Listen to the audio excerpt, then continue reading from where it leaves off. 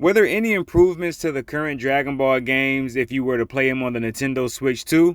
Let's find out. So starting off with Xenoverse 2, I do like how they changed the main menu and put Goku in collaboration with the main character from Xenoverse 2. That was a nice addition.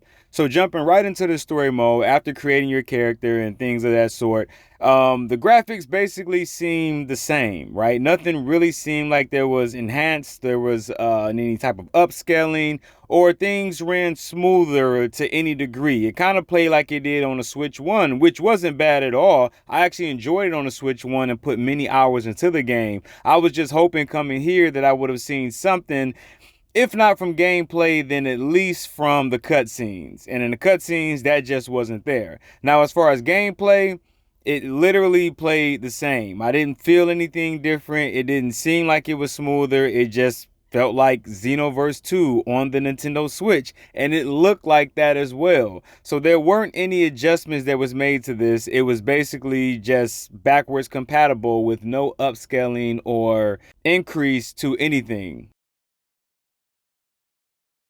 So the next one I want to talk about is Kakarot. And the reason that I had high hopes for this one was because I actually clocked a lot of hours into this game on the Nintendo Switch and was really hoping for that upgrade look, the upscaling in which I spoke about on Xenoverse, and didn't get that either. Now, I did slightly get an improvement in the visuals, but that was only because I think it's a brighter screen, right? It's higher technology to that degree, but it wasn't like upscaled or any type of, bump up in sharpness or anything like that. It still looked basically the same, just a little bit brighter. As far as combat still felt the same. I even tried to go down and, get the thunder and lightning from the sky to really get the visuals to kind of come to life, and it just failed. It looked the same, it felt the same, and for me, it's just a no-go.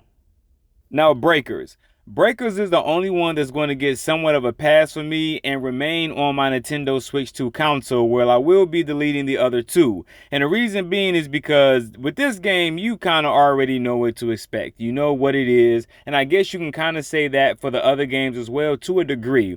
But it came out as a low to mid-level type of game, just basic things put into it. It really isn't the best. It isn't power hungry or demanding, so that's kind of what it is. So because of the survival aspect of it, which I like to play like Left 4 Deads and things that have you cooperatively working together in that area, I can always find a match. Sometimes it takes a little bit longer than I would like it to, but nonetheless, man, I like that aspect of it.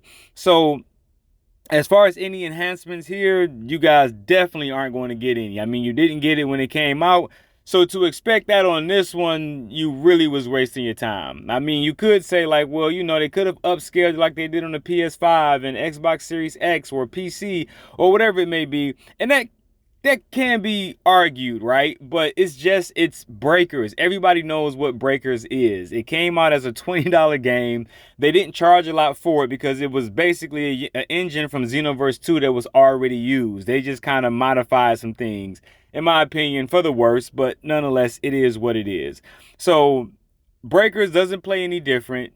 You kind of get the same experience with this one as well, but this one I had a little less hope for, so I'm okay with that. So I say all that to come to my finishing point. I don't expect every previous gen game to be played on the Switch 2 to run at 60 frames per second or 120 frames per second, 4K or this, that, and the other. All I'm simply saying is that there should have been some type of upscaling for those who wanted to enjoy their previous gen games on the newer console. So many people, and it was just one comment, I never will forget it. It basically summarized everything. This one guy said, the PS5 is the best PS4 that he has ever purchased. And that's so true because we didn't really get like a lot of exclusives or PS5 or Xbox Series X games that really came out to push that generation of when those consoles were released. We play a lot of our older games. So what do we get? We got upscaling for a lot of these video games, sharper images, all of those kind of things,